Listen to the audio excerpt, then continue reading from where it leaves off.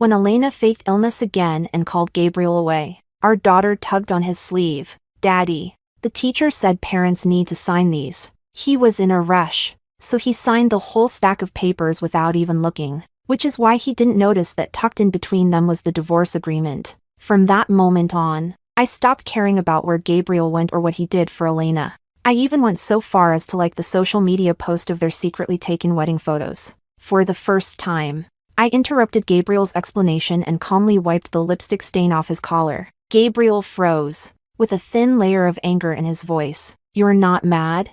"Why would I be mad?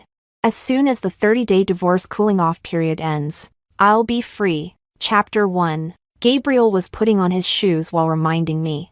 "Babe, I'm heading out. I'll be back late. Don't wait up." Go ahead."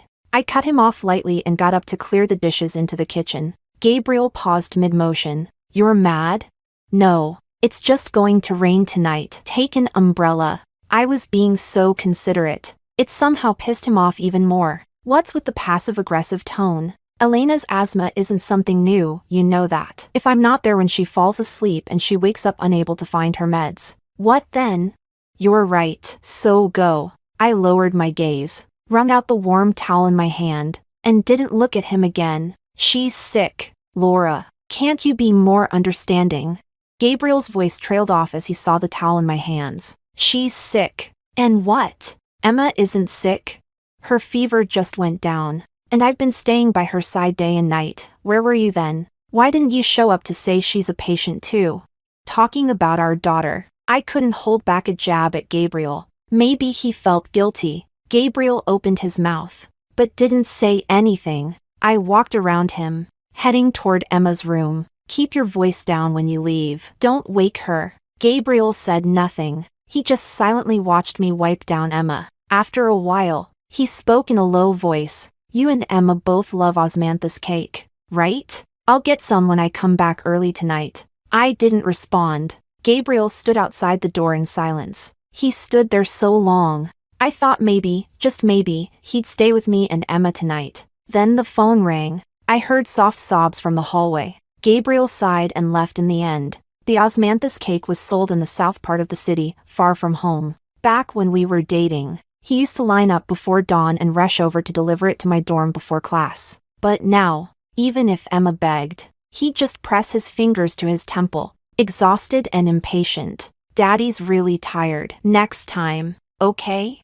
My thoughts drifted far away as I stared out the window in silence. It's been so long since I last had osmanthus cake. I should be happy, but this time, neither the cake nor Gabriel was something I wanted anymore. In 7 days, I'll finally be free. Chapter 2. The first time Gabriel attended a parent-teacher conference for Emma was also the day Elena's wedding date was set. Amidst the bustle of the school campus, Elena called him, crying, "Gabriel, I feel so anxious. Maybe I shouldn't get married. I can't breathe. Can you come and stay with me for a bit?" Gabriel suddenly stopped in his tracks. Still holding Emma's hand, he lowered his voice to comfort her over the phone, then looked apologetically at Emma as he let go of her hand. "Sorry, Emma, something urgent just came up. How about mommy attends the meeting with you instead?" Emma stayed quiet, her expression as obedient as always. Only, the light in her eyes slowly dimmed. Gabriel gently patted her head in an attempt to soothe her, but as he turned to leave, Emma tugged on his sleeve. "Daddy, can you sign this for me?" Emma pulled a neatly bound stack of test papers from her backpack and handed him a pen. Every single one was a perfect score. Gabriel paused, clearly impressed, and praised her generously. "Our Emma is amazing, a real top student." Then he coaxed her again. "Be good. Isn't mommy here? Let her sign for you, okay?" Emma lowered her eyes, long lashes trembling. Her voice was steady, emotionless. "My classmates said, no matter how high I score, I'm still just a fatherless stray. As long as you sign." On the other end of the call, Elena was still crying, but Gabriel suddenly crouched down and hugged Emma tightly in his arms. 10 test papers, he signed them all in 30 seconds. Swift and firm, so swift that he didn't even notice the divorce agreement tucked in between them. When he was done signing, Gabriel kissed Emma on the forehead. Next time, Daddy will definitely come to your conference. Let's see who still dares to pick on our Emma. Emma forced a smile, just like she did the first time she ever heard him make a promise, as I watched his figure disappear into the distance. I whispered softly, Gabriel, your chances are gone. Gone for good. Chapter 3. Gabriel didn't come home after he left yesterday. I was sorting through all the couple's items I was planning to throw out. Feeling nothing. Same old story. Ever since Elena's wedding was planned, one phone call from her was enough to make Gabriel leave. No matter the time. It's not like I never protested. But Gabriel would just look at me, disappointed. Eyes filled with cold mockery. Laura, if there was really something going on between me and Elena, would I have married you? Tears welled up instantly. I opened my mouth, but couldn't get a word out. Only a stabbing pain in my chest. After that day, we didn't speak for a long time. Eventually, it was Elena who pushed Gabriel to come to my door and apologize. I didn't want to forgive him, but I couldn't bear to see Emma caught in the middle, trying so hard to keep peace between us. What I didn't expect was that my small step back would only make him push further. There are some things I will never forget. It rained on my birthday. Gabriel left me waiting at the restaurant for 2 hours to help Elena look for her lost cat. Another time, on my way to the hospital, doubled over in pain from cramps so bad I could barely stand. He left me at the subway entrance because Elena said she was scared to change a light bulb. It's on the way anyway, he said, lightly, and the scarf I spent 2 months learning to knit, the one I gave him, showed up on Elena the very next day. One thing after another, burned into memory, and this time was no different. I held my phone, quietly waiting for Elena to post something to her feed. Sure enough, not long after, she uploaded a photo. She was dressed in a pristine white wedding gown, clinging sweetly to the man beside her. Caption: wearing the gown he gave me, guess I've married him in a way. The man's face wasn't shown, but after sharing a bed with someone for years, how could I not recognize that silhouette? I stared at the photo for a long time, then gave it the very first like I'd ever given her. A minute later, Elena deleted the post. Gabriel's message came through almost immediately. Babe, don't get the wrong idea. I was just modeling the tux for Elena. She said she wanted to see how it looked on someone. I looked at the pathetic excuse and let out a small laugh. In the past, I would have snapped back without hesitation. What? Her groom's missing so you had to play dress up? But now, I simply typed, okay. While I was putting Emma to sleep, Gabriel came home. His hair was still stiff with mousse, makeup unremoved. He looked like he just rushed back after changing out of a groom's suit. Seeing I was still awake, his face lit up. You were waiting for me? Sorry, babe, today. Elena's fiancé was out of town, so I went with her to try on dresses. I just helped her decide on one and took a quick photo. That's all. He rushed through the explanation, like he was terrified I'd get the wrong idea. I cut him off with a soft got it. Gabriel froze, seeing I had no reaction. He turned to leave, but then stepped back and grabbed my hand. A chill came with his touch, faintly scented with pastries. That's when I noticed the box of osmanthus cake in his arms. It was snowing outside. Frost clung to his hair, to his lashes. He looked like a pale ice sculpture. Only the cake in his arms radiated any warmth. I queued for it today. It's still warm. He opened the box, looking straight at me. I took it in silence and set it casually on the table. Thanks. Is that all you have to say? Gabriel's grip tightened, his eyes darkening with irritation. Only then did I notice the lipstick on his collar. Bright, obnoxious, unmistakable. I reached out, wiped it off calmly. Your shirt's dirty. Gabriel stiffened, the warmth draining from his face. His grip on my wrist was painful, but he didn't seem to notice. He stared at me, voice cold and trembling with anger. You're not mad? I met his gaze, steady, and pulled my hand free. If there's nothing else, I'll go rest. Gabriel suddenly exploded, slamming me against the wall. Laura, even if you're trying to play hard to get, there should be a limit. This is all just to get my attention, right? Well, congrats, you got it. And with that, he lunged forward, planting kisses across my face and neck. Fueled by fury, I froze, my mind going blank. Then, as I saw the bold red lipstick again, disgust rose like bile. I covered my mouth, struggling to break free. But men are stronger no matter how hard I fought. Gabriel held me in place. Eventually, I stopped resisting. I slumped against the wall, tears falling uncontrollably. Gabriel paused, looking at my tears. He grew restless, panicked. Even, there was fear in his eyes. Real fear. He leaned close to my neck, voice low and hoarse. Laura, don't be like this. Don't be like what? I was the one pinned down. I was the one being forced. What was he afraid of?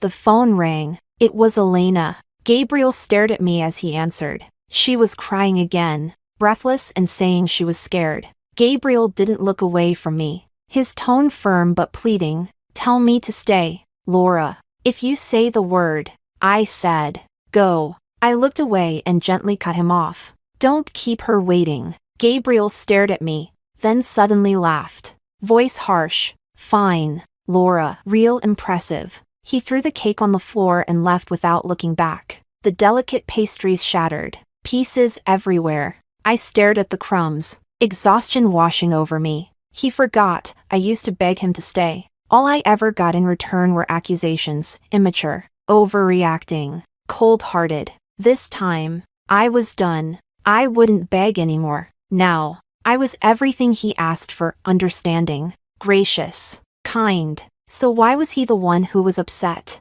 Chapter 4. Mom. Mommy, Emma's weak voice suddenly called out. The moment I rushed into the bedroom, my pupils contracted sharply. Emma's face was turning blue, her breathing rapid, her entire body starting to convulse. She called out for me unconsciously. With trembling hands, I scooped her up, my mind a blank. Emma, what's wrong? Please don't scare Mommy. Don't scare Mommy. Panic gripped me as I reached out to touch her burning forehead. She's burning up again. We need to go to the hospital. In a frenzy, I fumbled for my phone and called Gabriel, my voice already tinged with sobs. Pick up. Gabriel, pick up. Please. I called 5 times in a row. He was on another call each time. Then I opened WeChat and began frantically sending him messages. Pick up your phone. Emma's having a febrile seizure. Come back and take her to the hospital. Emma can't wait. Please. Come back now. Finally, Gabriel replied with a voice message. Tone cold and indifferent. Drop the act. Laura, playing hard to get gets boring when you overdo it. So that's what he thought. That all of this was just another manipulative stunt of mine. My phone slipped from my hand, shattering on the ground along with the last of my hope. A deep chill settled in my chest. I held Emma tightly in my arms. Every emotion in me was replaced by a terrifying calm. Wiping my tears, I dialed 911. By the time I heard the wail of the ambulance sirens, Emma had already lost consciousness. Barefoot, I ran down the stairs, only to step on broken beer bottle glass. Bright red footprints trailed all the way to the ER. Outside the emergency room, the delayed pain finally caught up with me, nearly making me collapse. Time stretched endlessly as I waited, long enough for even the pain in my feet to go numb. Then a message pulled me back to the moment. It was from Elena. Her voice was soft as always, with a hint of coyness. Laura, hope you don't mind if I borrow Gabriel for 2 days? It's my fault. Really. I told him I was feeling super anxious before the wedding, and he offered to take me on a short trip. We might not be back right away. Sorry, you'll have to take care of Emma on your own. At the end of the message, I could hear Gabriel's impatient grunt. Why are you even explaining this to her? I clenched the phone so tightly my knuckles turned white. Looking up at the blinding ER lights, I bit back the tears stinging my eyes. Just as I was about to power off my phone, it rang again. It was Roxana, my boss. Laura, I've managed to secure you a spot in the company's housing program, plus school placement for Emma. And I heard there's a specialist at the northern branch who deals with your daughter's condition. Are you sure you don't want to come work with us in North City? I won't lie, it'll be tough. But the future, I'll go. I cut her off. What? Roxana sounded surprised. I took a deep breath, my voice hoarse. I'll go with you to South District. Roxana was overjoyed, saying great 3 times in a row. After thanking her, I rushed home to pack. The house was empty. I opened Elena's social feed. She had checked into a hotel out of town. Perfect. Just 5 days left. By the time they return, the divorce cooling-off period will be over. I looked up at the house we'd shared for 10 years. So many memories, big and small. After a month of sorting things little by little, there wasn't much left to bring. As I closed the door, I took one last look at the wedding photo in the living room and tossed it into the trash. I couldn't describe how I felt as I mailed out the divorce agreement. At the airport security gate, as I watched the crowds come and go, I let out a long breath and boarded the flight to North City. Then a message popped up from my best friend Diana. Laura, major news. Elena never planned on getting married. All those people were just hired to trick you. My eyes flew open, hand gripping the armrest tight. So it was all a performance. Scripted, directed, starring only her. The motive couldn't be more obvious. But now, none of it mattered anymore. I slowly relaxed my hand and looked out at the ocean of clouds beyond the window. Whatever happens between the two of them, I don't care. Not anymore. Chapter 5. Laura was a little too quiet this time. Gabriel stood outside the fitting room, flipping through his phone anxiously. Usually, whenever he was out with Elena, Laura would bombard him with calls and messages, so many it drove him insane. But this time, not a single message. She'd said Emma had a febrile seizure, but he'd seen her lull Emma to sleep with his own eyes. How could she be burning up again? She must be playing games again. He admitted this little performance of hers had shaken him a bit, but she had to realize his patience had limits. He'd already given her a chance. Gabriel's eyes lingered on Laura's last 3 messages. But what if, just what if this time it was real? What if something really had happened to Emma? Before he could think any further, someone suddenly covered his eyes. Gabriel, you're going to love this surprise. Elena gently led him forward, her hands still over his eyes. Fireworks exploded overhead, and when he opened his eyes, there stood Elena in a wedding gown. The dress sparkled with rhinestones. Her face was full of sweetness as she held out a document. Gabriel, I'm so happy. We can finally be together, openly, officially. Gabriel's heart clenched. A cold unease crept up his spine. Gabriel, Laura already signed the smack. Elena's voice stopped mid-sentence. Gabriel snatched the divorce papers from her hands. No way. He couldn't believe it. He clenched the thin stack of papers, veins bulging in his hands. But, your signature's right here, Elena whispered. Gabriel froze. His mind flashed back to that day, Emma handing him those test papers. Rage surged through him like wildfire. Laura, she had the nerve to trick him like this? Wasn't she always trying to stir up drama just to win his attention? Wasn't she constantly trying to compete with Elena in his heart? Fine. If that's what she wanted, then so be it. He suddenly ripped the divorce papers to shreds and stormed out. Elena grabbed his arm in panic. Gabriel, where are you going? He yanked his hand free, not even looking back. To find my wife. Elena called out after him, voice shrill. She wants to divorce you. What kind of wife is that? Gabriel, look at me. I'm still wearing the wedding dress you picked out for me. Don't you want to marry me? Gabriel came to an abrupt stop. He turned, face cold and unreadable. That was just your own fantasy. I've only ever seen you as an older sister. Elena refused to believe it. Then why were you so good to me? Why did we take wedding photos together? Why did you come with me to the hotel? You mean to tell me you don't have any feelings for me? Tears streamed down her face like petals in the rain. But Gabriel was stunned still. He thought he had a clear conscience. He hadn't crossed any real lines with Elena. That lipstick mark, it must have just rubbed off when they were changing clothes. But if even Elena misunderstood, then what about Laura? How much pain must she have been in? For the first time, a pang of regret twisted in Gabriel's gut. He quickened his pace. Behind him, Elena lifted her gown and ran after him, crying, Gabriel, come back, Gabriel. Gabriel!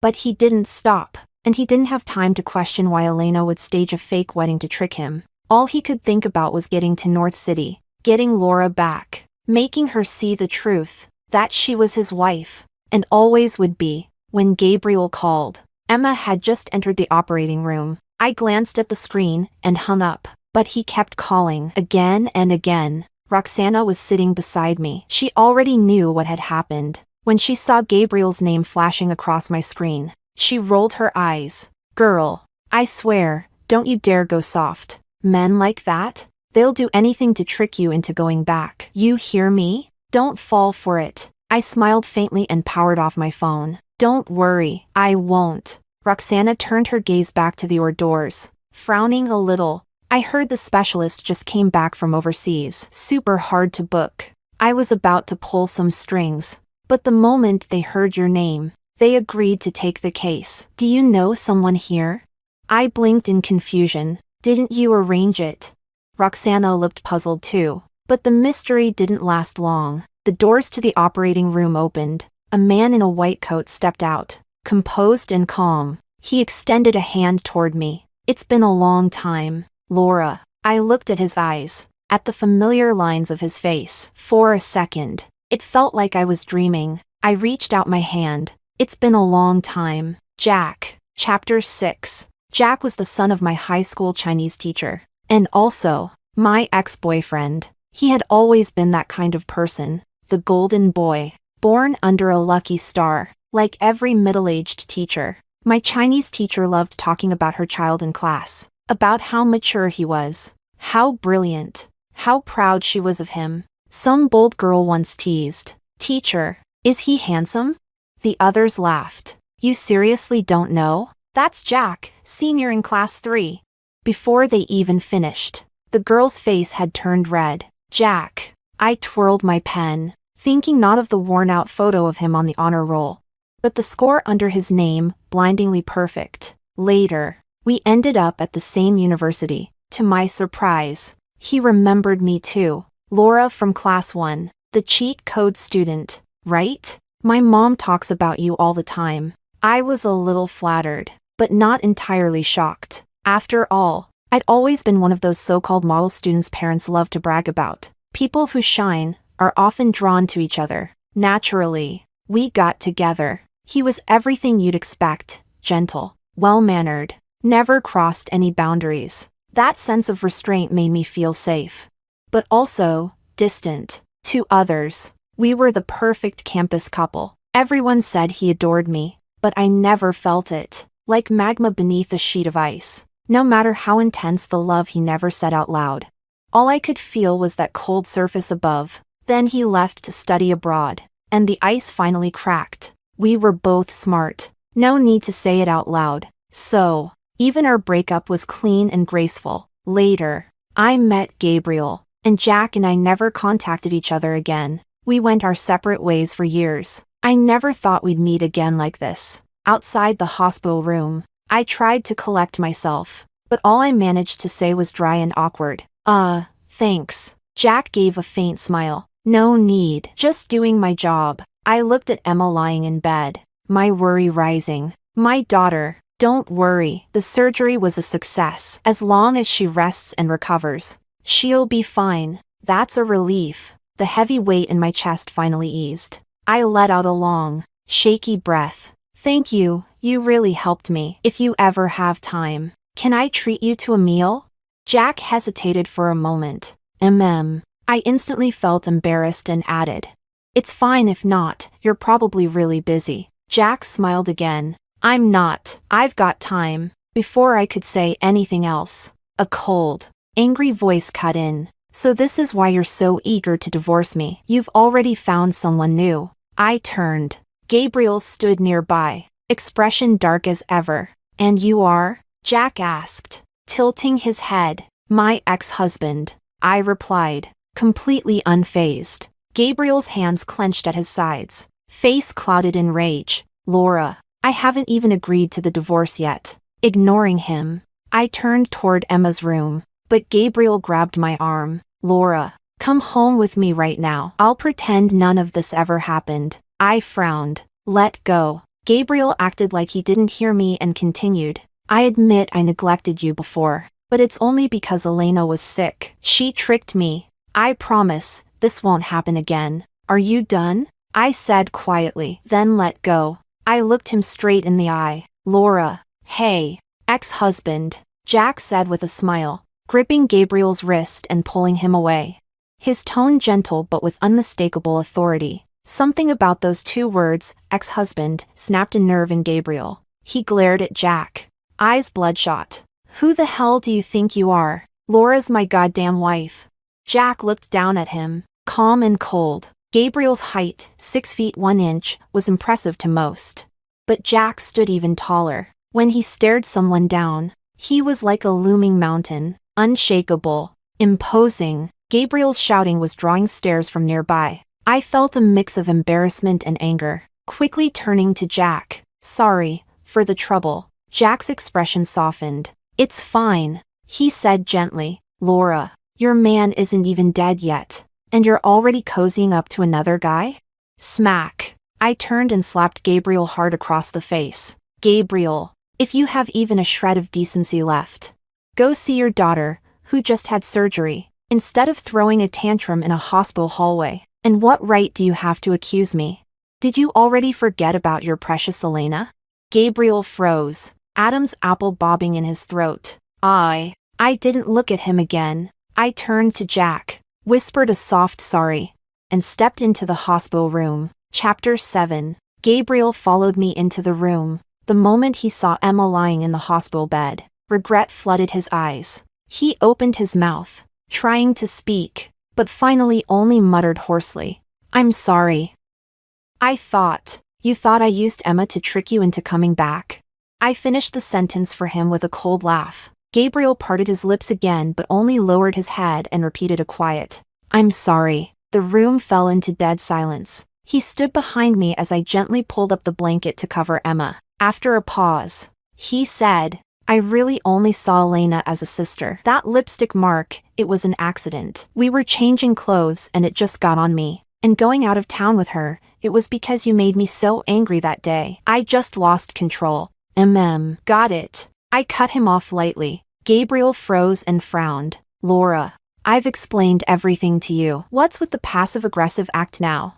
I replied flatly, tone even. You should have received the divorce papers. The Civil Affairs Office opens Friday. Let's go and make it official. Gabriel's temper ignited instantly. Laura, I'm warning you, don't push it. Once Emma wakes up, we're going back to Yunqing. I'll pretend I never saw that damn agreement. When I didn't respond, he softened his tone. Laura, I know I screwed up, but you can't just give me a death sentence over one mistake. Let's not get divorced, okay? You know I love you and Emma more than anything. You love me and Emma the most? I lowered my head and let out a quiet, bitter laugh. You mean like when Emma waited 3 months for you to show up at her parent-teacher meeting, but you chose to take Elena to the park instead? Or when you left me at a restaurant for 6 hours on my birthday to go watch the sunrise with her, and came home at dawn with a bouquet of wilted roses? Or when I fell down the stairs and you ran to catch her, who pretended to trip, then watched me slam into the steps and still accused me of faking it? Or maybe when Emma had a fever so high she nearly died, and you still weren't there? By the time I finished, my eyes were rimmed red. I had told myself not to cry for him anymore. So why couldn't I stop the heat from rising in my eyes? Gabriel, you really do love us, so deeply. With each word I spoke, Gabriel's face paled a shade. Each sentence cut him like a blade, sharp and precise. He clenched his fists, lips parted, but couldn't find a single thing to say. And yet, I didn't feel victorious. There was no satisfaction, only a dull ache in my chest, because I knew those words had hurt me, too. Daddy, Emma's voice rang out faintly. We hadn't noticed when she woke up. Her tiny face was pale as she looked at Gabriel. Emma, how are you feeling? Gabriel rushed to her side, reaching for her hand, only to find it clenched tightly around a wrinkled piece of paper. It was the wish check Gabriel had given her when she turned 6. She'd been so excited, but never knew what to use it for. Should she ask him to take her to Disneyland? To come to school for her conference? Or maybe just read her a bedtime story? But none of those wishes ever came true, because Daddy always had endless calls to take. Elena was crying. Elena was sick. Elena wasn't in a good mood. So even now, sick in a hospital bed, Emma was still holding that check tightly in her hand. She moved her lips slightly, speaking softly. Daddy, can I use the wish now? Of course. Sweetie, anything you want, Daddy promises. Gabriel held her little hand tightly, eager and sincere. Then, can Daddy leave now? I don't want to see you. Gabriel froze. He blinked slowly, stunned into silence. What?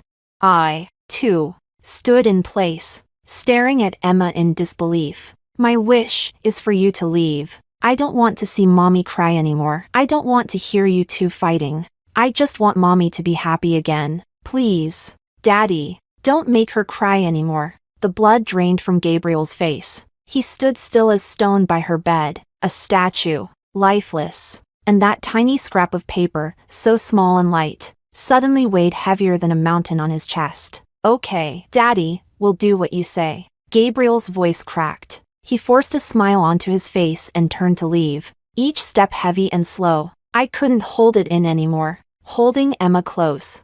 Tears fell down my cheeks like rain. Chapter 8. Over the next few days, Gabriel canceled all his work and came to the hospital every day. He brought Emma the Lena Bell doll she'd always wanted, and blue roses, my favorite. He took off his suit, removed his watch, and cooked for me personally every day, my favorite dishes. It was as if he was trying to make up for all the years of neglect in just a few days. But he never once mentioned the divorce. Inside the room, Gabriel's gaze was full of hope. Emma, this is your favorite doll. I'm sorry. Daddy knows he was wrong. I swear I'll never hurt you or Mommy again. Can you forgive me, Emma?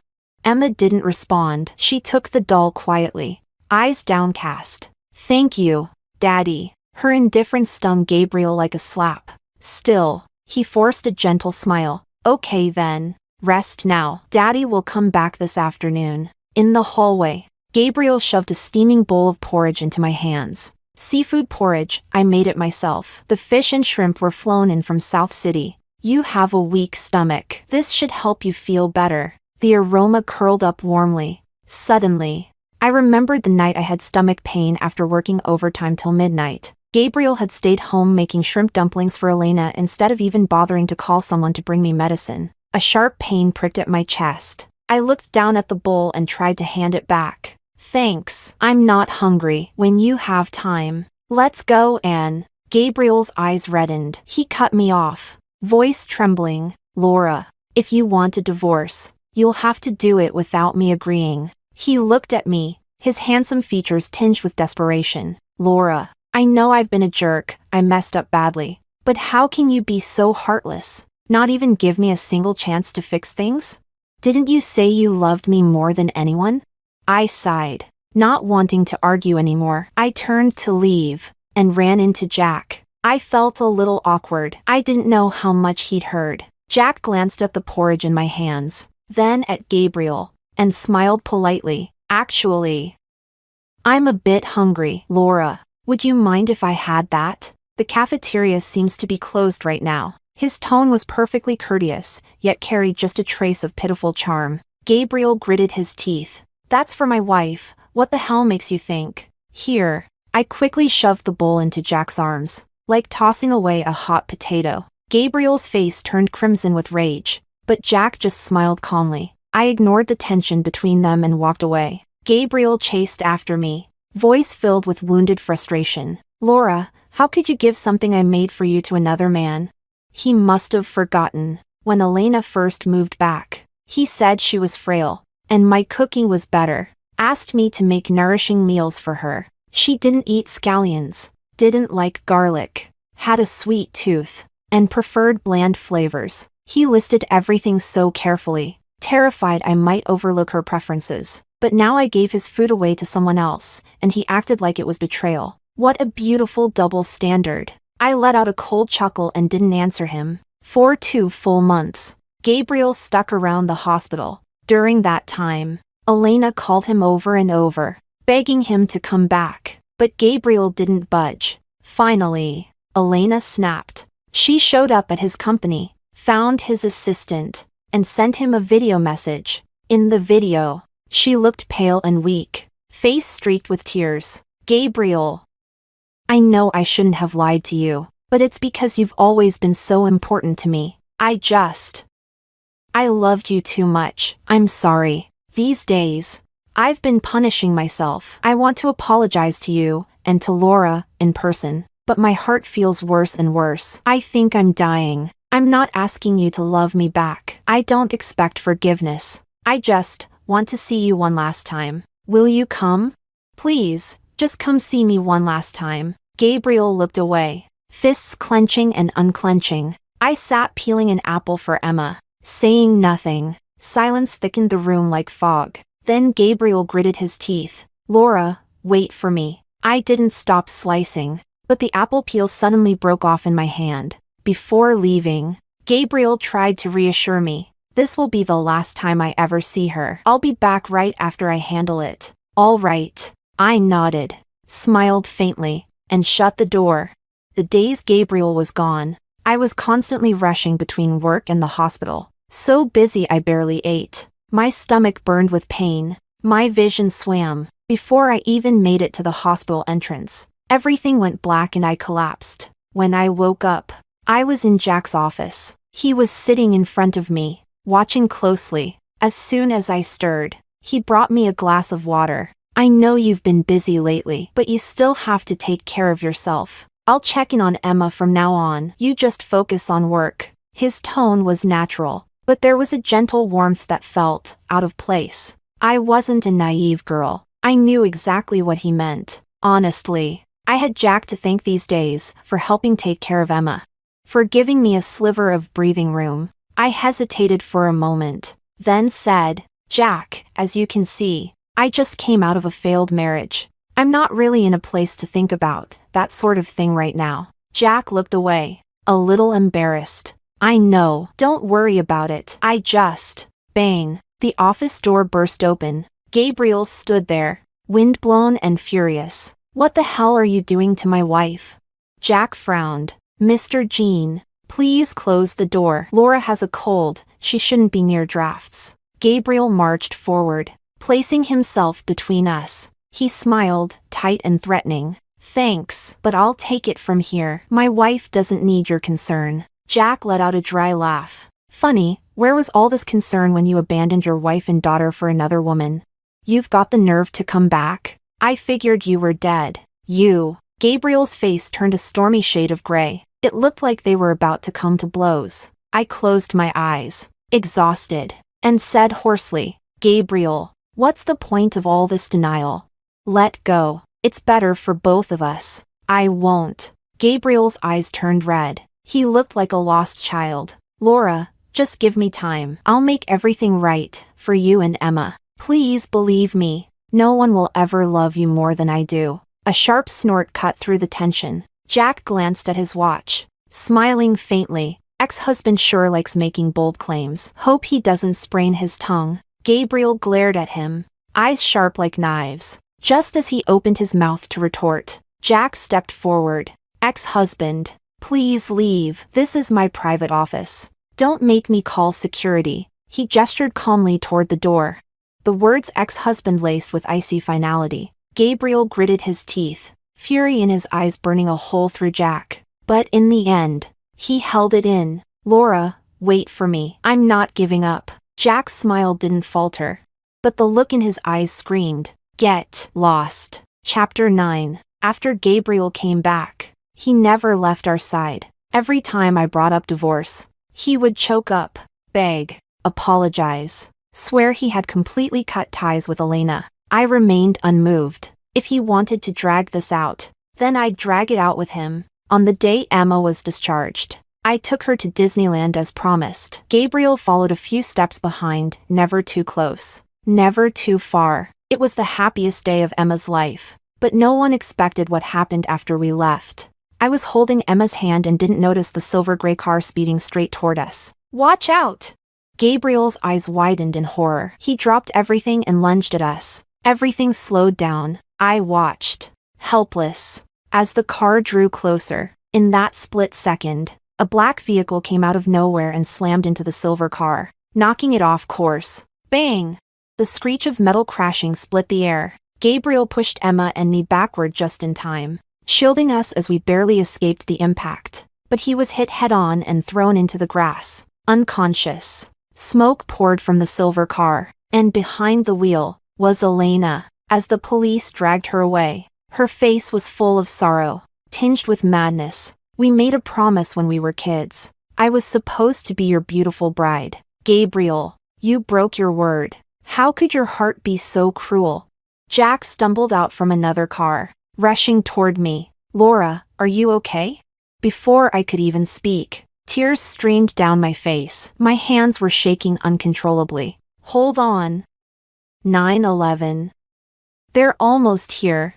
3 days later, Gabriel woke up, and he agreed to the divorce. He lay in the hospital bed, pale, head bandaged, one leg suspended in a sling. When he saw me, he forced himself to sit up. We stared at each other in silence. Finally, Gabriel spoke, his voice rough and low. I'm sorry.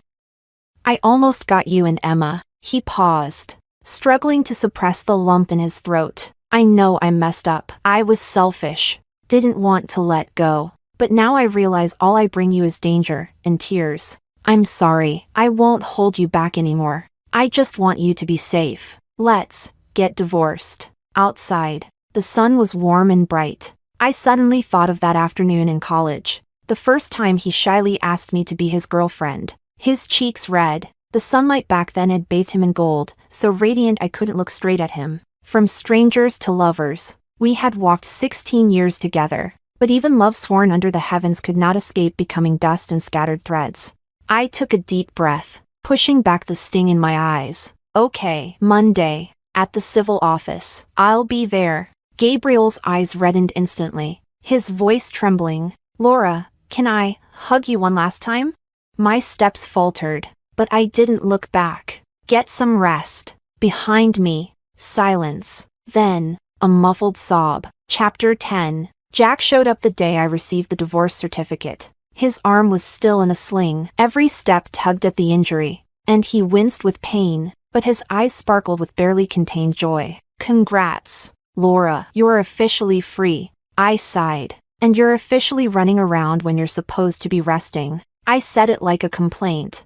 But truthfully, I was deeply grateful to Jack. If he hadn't driven his car into Elena's, I don't dare imagine what might have happened to me and Emma. As for why he was there that day, we both understood.